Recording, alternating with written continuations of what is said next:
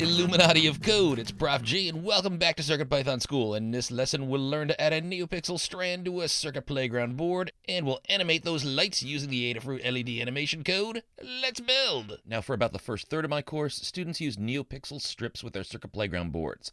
Now, these strips are great. They're durable, they have a sturdy flat backing that's also pretty bendable, and these ones that I provide to my students also have alligator clips, so they're really easy to add and remove from boards. But for some projects, the rigid flat backing on these NeoPixel strips isn't the best choice. For example, for some wearable projects like my Bluetooth-controlled tie, or this Bluetooth-controlled infinity scarf, or for some projects like this mason jar project, it can be better to have NeoPixels that are linked via a more flexible connection. Well, Adafruit uses the term NeoPixel strand to refer to NeoPixels connected with a more flexible wire. That's as opposed to NeoPixel strips that have the more rigid flat backing. Now, each of my students also gets a NeoPixel strand, and I'll show you how you can take one of these strands and connect it to a CircuitPlayground series board using a fairly durable no-solder connection with a bolt-on kit, and I'll also talk you through some of the additional setup considerations. Now, again, there are lots of different varieties of NeoPixel strands, but any of these standards should also work with NeoPixel code, although you should always check with your reseller. My students have either of these two. They come in 4-inch or 2-inch pitch. That means the separation between the lights. I like these ones because they come with JST connectors on the ends, and I'll show you how you can use these for quick connect and detach, and they're also coated in clear plastic, so they're fairly weatherproof and quite durable. Now, the way I'm going to make this a durable no-solder project is to use 3 M3 screws and nuts. Now, you should be able to get those at any hardware store. There's nothing special about them, and Adafruit sells these in a bolt-on kit as well. You'll also need a pair of wire strip or wire cutters, and a screwdriver. And a pair of needle nose pliers will help you when screwing the bolt into the nut. Now, this is what our NeoPixel strands look like. This end with the 3 prongs and the tab on the top is the end that you'll attach to your CPB.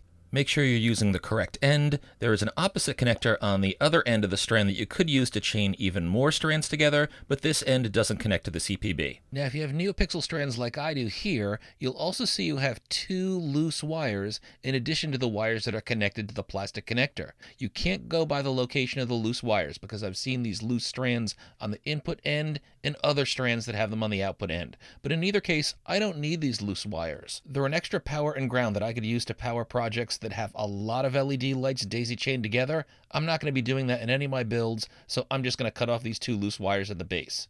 Only trim the loose wires with one end that isn't attached. Now, it doesn't hurt to keep the loose wires attached. I find they get in the way, but if you want, you can just cover up the ends with electrical tape. Now, the 3 remaining wires are attached to this connector here. Now, LED projects like this one need 3 wires. Power, that's the red wire. Ground, that's the black wire, and the middle wire between these two is the signal to control the lights. Now, in this project, we'll attach the middle signal wire to the pad on the CPB that's labeled A1, and that's because I've written the CircuitPython code to assume that the signal goes to pad A1. Now, even though these round things are called pads and you can attach alligator clips to them, you'll often hear people refer to these as pins. I'll do that too. And that's because the pads perform the same connection function as the pins soldered to the pinholes or pinouts that you'll find on traditional microcontrollers like this one.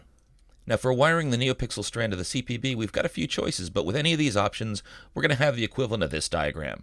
The red wire on our strand is going to attach to the V out pad on our CPB, and that's going to supply power or voltage out, V out, to the light strand.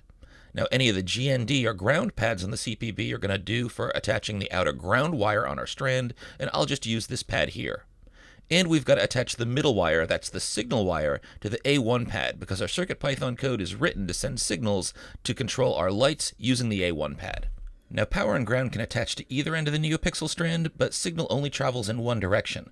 But as long as you orient your strand this way, making sure the end that you're connecting to the CPB is that input end that we pointed out earlier, then your signal will travel in the right direction. Now, many of you will want to just cut off these 3 wires, strip the ends, and screw the pads onto the CPB. Now, that's easy and perfectly fine. But here's a tip for educators or other folks who might want to quickly swap out parts for a project and reuse them. Now, I learned this trick from Deborah Ansel. She's the maker and engineer known as Geek Mom Projects, and instead, she leaves the connector on the NeoPixel strand, then clips this to a matching receiving connector, then just strip these wires on the receiving connector and screw them onto the board. The advantage is that it's easy to unplug the board if you want to reuse it with other projects, and you don't have to weaken the stripped pieces of wire at the end of the strand. Well, that's great, but where do you get these connectors that you plug the NeoPixel strand into? Well, one way is you could buy a whole handful of these connectors super cheap online.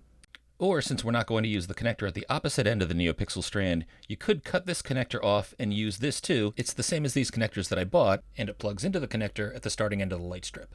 So here's an example of one of those opposite connectors already screwed to the CPB and then attached to the input end of our NeoPixel strand cable. Now if you didn't buy a stack of those cable connectors I just showed, no worries. As mentioned, there's already a matching connector on the opposite end of the NeoPixel strand, and we don't need that output connector. So I'll take you through the steps to use that. We can clip off this output connector just after the very last light in our NeoPixel strand. So the opposite end that we want to clip off entirely should look like this. It's got tabs on the side, it does not have a tab on the top or the bottom, and you should not see metal pins sticking out of the end. So again, for reference, this is the input side. You don't want to cut off the input side. We're going to completely cut off this output end here, and again, that's the one with these tabs on the side. And so to get this setup that I've got here, you'll clip this output side off, and then we'll attach that to the CPB. Then on the connector that you just clipped off, separate the wires a bit and strip off a little bit of plastic off of each end of the connector wires so that you've got just enough to wrap around the pad holes in the CPB. Then one by one we'll attach each of these wires to the CPB. So first let's do the ground wire. Ground is the black wire that's on the side opposite of the red power wire, and this wire will be attached to the GND pad. So just loop the stripped metal part around this pad, then we'll put a screw in to hold it tight, and it looks like my lab cat, Admiral Grace Hopper, wants to take a look at things. Hello, Grace. And you can tighten it up with a nut at the opposite end. It might be easier if you use pliers to hold that nut. And then you can do the same, connecting the middle wire to the A1 pad and the red power wire to the V out pad. So when you're done, the connection should look like this: ground to GND, middle signal wire to A1, and power to V out. Then you can easily snap this connector you screwed into the CPB into the input end of the NeoPixel strand. Now you're in charge of how many lights you want to use in your project. If you want fewer lights than are on this strand, you can just trim the strand after the last light that you want to use. Just make sure that you're not plugged in and powered onto a board when you make the cut. Now if you want, you can try things out and then come back and cut off any extra lights later, but now we've got our strand wired up, so let's get some CircuitPython code on our board to test things out. Now my students have been using PyCharm since the beginning of the semester, so that's where I am now. And if you followed our earlier lessons, you can do what I'm doing now. I'm going to go up under File, select Open, go into my CircuitPython School folder, and I'm going to find the code that we wrote for our Adafruit LED Animations lesson. We named that Using Adafruit LED Animations. I'm going to open that up, copy everything in here, close this tab, and paste that in my code.py tab on my CircuitPy board. Now, if you're new here and you don't have this code, don't worry. I've got a version of this on a GitHub repo that you can find at github.com/Gallagher. Make sure you know how my name is spelled with a U in there, Gallagher, /using_Adafruit_LED_animations. Just open the code.py link, click on the copy icon, then you can return to this editor and paste it over your code.py file on your CircuitPy board. Now, as a reminder, since we're using the CircuitPlayground board, we've set up a NeoPixel object called Pixels for the 10 pixels on the board, but we've also set up another NeoPixel object called Strip for a NeoPixel strip that's attached to the A1 pad. Now, we have a parameter in here called strip num of light. This was initially set to 30 because our NeoPixel strip had 30 lights on it, but since my NeoPixel strand has only 20 lights on it, I'm going to change 30 to 20. Feel free to read through the code if you want a reminder of the different animations we're going to use, but I'm going to hop into the PyCharm terminal. I'm going to get into TO, save our code, and I can see it prints out that animation code is running, and look at that! I'll see blink, and the color cycle, and the chase,